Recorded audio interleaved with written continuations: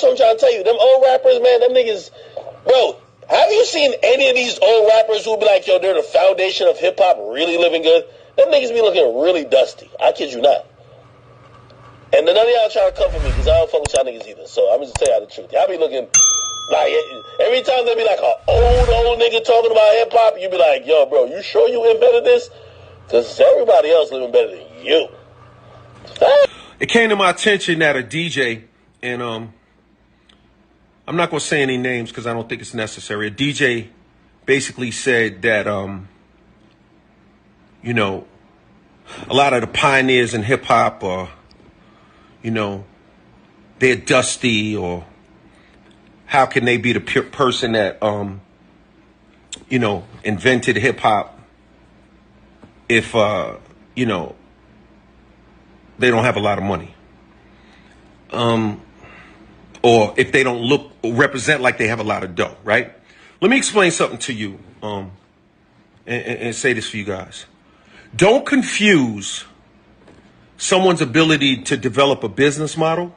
Don't conflate. In other words, don't think just because somebody knows how to get money or fails to get money that they didn't make a contribution to the culture. No one discusses Miles Davis's bank account. We don't talk about John Coltrane's bank account. We don't talk about a lot of even rock musicians, a lot of them. We don't talk about their bank accounts. A lot of great country artists, we don't talk about their bank accounts. This idea that you have to have money or else you don't have any value is a bad idea, and it's kind of like, it's a misinformed way of looking at the world and the culture. There are artists out here. First of all, let me say this. First of all, you know, like, let's talk about like young artists, right? Who I love. I love the young artists. Let's be clear. I'm very much a guy who embraces the young artists. I believe in every generation. I believe in you. I care about you. Let me say this to you, though. Today, you could come up with your 5-year plan, your 10-year plan, your 20-year plan. You can go find a manager. You can find an accountant. You could find somebody that means something to you, you know, to help you. You could find a team to help your career go to the next level. When hip-hop first started, there were no managers. There were no accountants that believed in it. Record companies didn't even believe in it. Nobody believed in it. How can you make a 5-year plan or a 10-year plan on something that doesn't even exist yet, that people have never even heard of? So just because a couple of these guys and girls and people out here made songs and made music and made contributions to this culture, or even dancers danced and made these contributions to culture, just because they didn't get rich, just because they weren't able to pile up millions or billions of dollars, does not mean that they didn't make a contribution to this culture. That does not mean that they didn't do something. They created an industry that we all ate off of. They created an industry that you eat off of.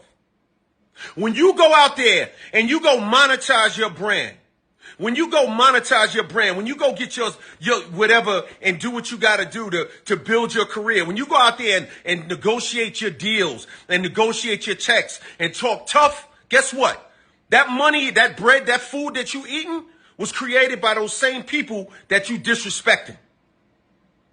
That industry was created by them same people that you call in, you know, foul words, foul language. The people that you're referring to. So my thing is this. It's always good. It's always good to get money. It's always important. It's important. It's important to get money. I agree. I'm all about getting paper. I've been talking about it my whole career. But don't ever, ever, ever confuse being rich with making a contribution to our culture. Don't ever play yourself like that again. Because trust me, you playing yourself. Because without these dudes and these girls who started this hip hop culture, a lot of the guys that's out there talking tough, You wouldn't even have a career. We'd be on the corner with a beer talking about what's the next move we gonna make. So I would say approach this game with humility and be glad and be thankful that these pioneers, exactly, slave mentality. Be glad that these pioneers helped create this culture. And let's show them love. Let's elevate them. Let's celebrate them. That's why I started Rock the Bells. That's why I started this movement. So I wouldn't have to listen to foolish rhetoric about people that changed the world. These people changed the entire world. The whole planet runs on hip hop culture right now. The whole planet. Every commercial, everything you could think of is all about hip hop. And there are people out there that started this thing, and I think that they deserve to be honored and respected. I'm going to leave it right there. Man, social media going in on Akademiks. Somebody said LL Cool J got at Akademiks in a respectful, classy manner. You don't always have to stoop down to a clown level to get your point across. It's evident that Homeboy is a complete dork and a plant. This is the only era where someone like Akademiks could financially flourish off the culture. It's because y'all are just as lame and entertain his goofy ass. You see yourselves in him. That's a fact. Yeah, somebody said, I never forgive you niggas for giving Akademiks a platform. I mean, Akademiks got a platform, like doing what I do. He talk about the current events, and he used to talk about Chicago and stuff like that. But the thing that Akademiks do is, because I don't watch him that much now, but I used to watch him back in 2015, 2016. And the things that he used to do, he used to add satire to everything, like his own comedic twist. But he was talking about a lot of real shit, because he first blew up off the war in Chirac. He started talking about that, but it was real people dying behind them videos.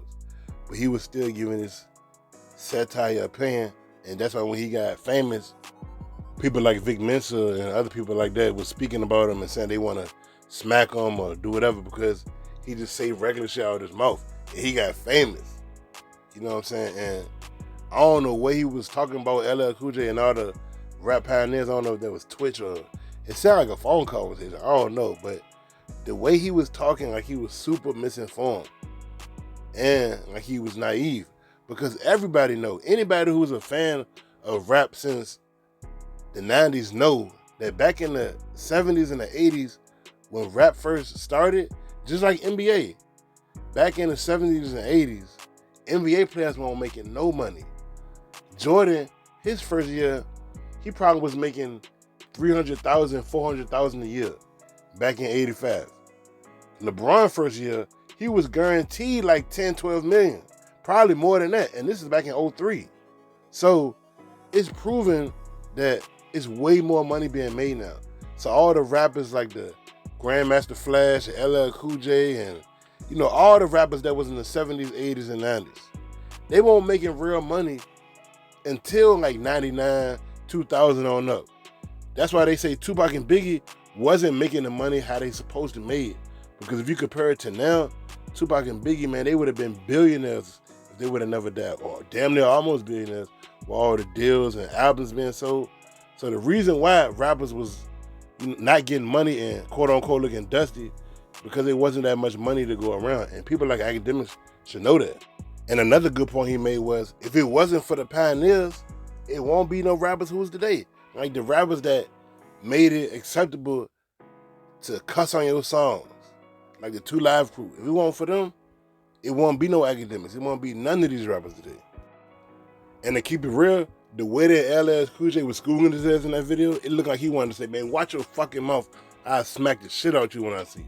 It looked like he wanted to say that. He's still swole, man. What y'all think about this, your boy B? Make sure to come subscribe.